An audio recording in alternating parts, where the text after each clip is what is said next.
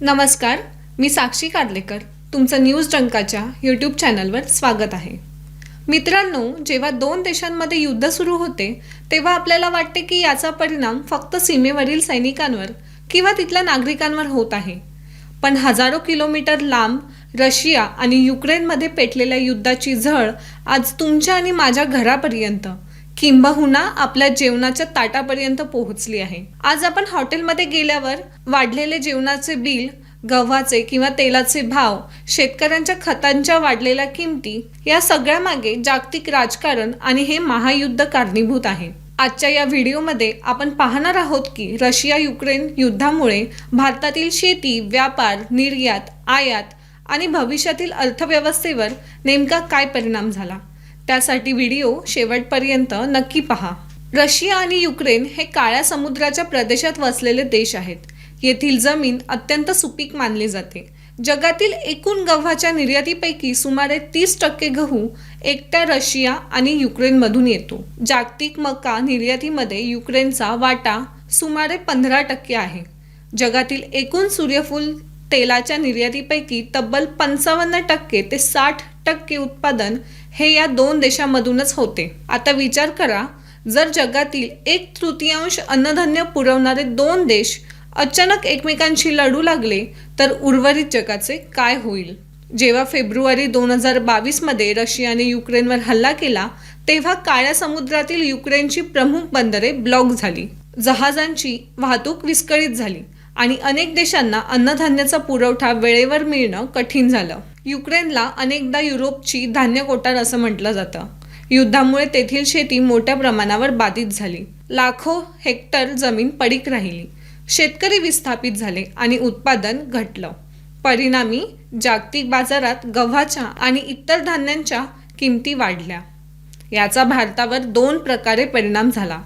एकीकडे जागतिक बाजारात गव्हाचे दर वाढल्याने भारतीय गव्हाला निर्यातीची संधी निर्माण झाली. काही काळ भारताकडून गव्हाची निर्यात वाढवण्याची शक्यता निर्माण झाली. मात्र देशांतर्गत महागाई वाढू नये आणि अन्न सुरक्षा अबाधित राहावी यासाठी भारत सरकारने काही कालावधीत गहू निर्यातीवर निर्बंध लावले. दुसरा मोठा परिणाम खतांवर झाला. भारत आपल्या रासायनिक खतांसाठी मोठ्या प्रमाणावर आयातीवर अवलंबून आहे.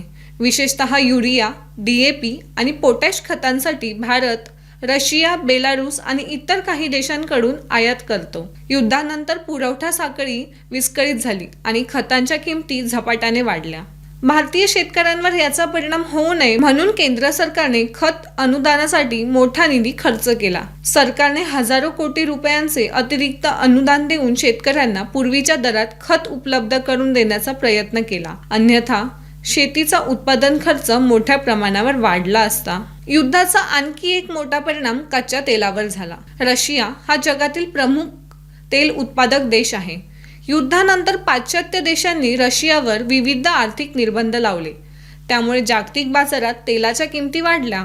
भारत हा जगातील सर्वात मोठा तेल आयातदार देशांपैकी एक आहे. त्यामुळे सुरुवातीला पेट्रोल, डिझेल, वाहतूक खर्च आणि उद्योग क्षेत्रावर दबाव वाढला. मात्र भारत सरकारने एक वेगळी रणनीती स्वीकारली. पाश्चात्य निर्बंध असूनही भारताने रशियाकडून सवलतीच्या दरात मोठ्या प्रमाणावर कच्चे तेल खरेदी केले. त्यामुळे भारताला इतर देशांच्या तुलनेत काही प्रमाणात दिलासा मिळाला. अनेक भारतीय रिफायनऱ्यांनी स्वस्त रशियन तेल प्रक्रिया करून त्यापासून तयार उत्पादने विविध देशांना निर्यात केली. युद्धामुळे समुद्री वाहतूकही महाग झाली. विमा खर्च वाढला. जहाजांच्या मार्गांमध्ये बदल झाले. त्यामुळे आयात निर्यात करणाऱ्या भारतीय उद्योगांनाही अतिरिक्त खर्च सहन करावा लागला.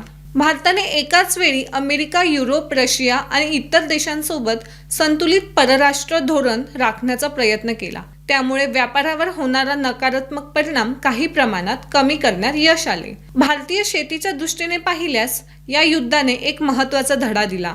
देशाने खतांमध्ये आत्मनिर्भरता वाढवणे, नैसर्गिक शेतीला चालना देणे, सेंद्रिय खतांचा वापर वाढवणे आणि आयातीवरील अवलंबित्व कमी करणे अत्यंत गरजेचे आहे. तसेच खाद्यतेल उत्पादनात स्वयंपूर्ण होण्याची आवश्यकता पुन्हा अधोरेखित झाली.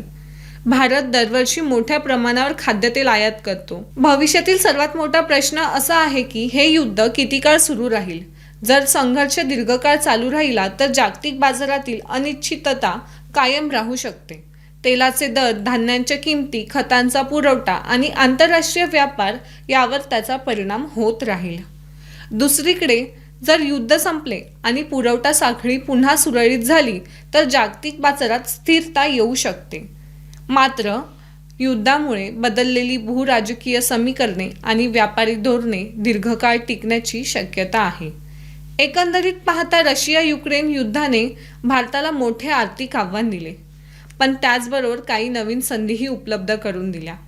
ऊर्जा सुरक्षा, खत धोरण, शेतीतील आत्मनिर्भरता, नवीन व्यापार भागीदारी आणि संतुलित परराष्ट्र धोरण यांचे महत्त्व या युद्धामुळे अधिक अधोरेखित झाले. भारताने संकटाचे रूपांतर संधीमध्ये करण्याचा प्रयत्न केला आहे. मित्रांनो, जागतिक स्तरावर घडणाऱ्या घटना आपल्या देशातील शेती, व्यापार आणि आपल्या दैनंदिन जीवनावर किती मोठा प्रभाव टाकू शकतात याचे हे एक महत्त्वाचे उदाहरण आहे.